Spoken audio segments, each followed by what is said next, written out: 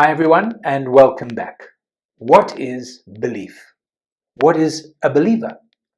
A definition tells me that a believer is someone who adheres to a truth or the existence of something. Belief is based on facts or knowledge. Belief is something that is so vital for every Christian. And yet, there are many people, listen carefully, there are many people who are believers. They believe in the Bible. They believe in the scriptures. Some have even written books about what's inside of the scripture, and yet those people will never enter the kingdom of God because belief in itself is not enough.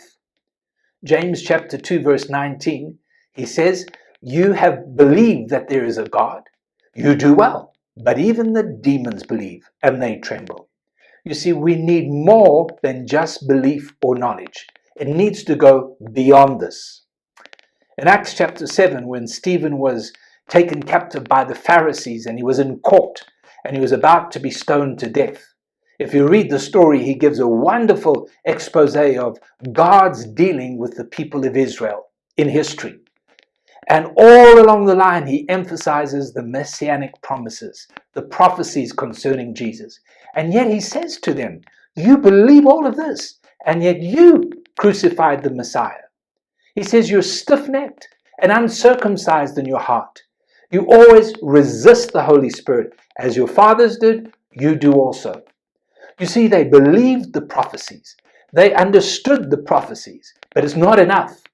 There needs to be an access for the Holy Spirit to bring the reality of what we believe. That is so important.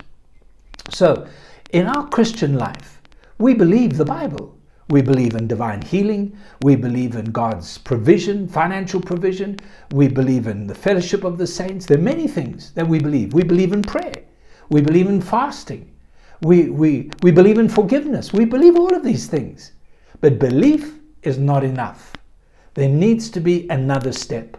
In Mark chapter 9, the man brought his son to Jesus, an epileptic boy.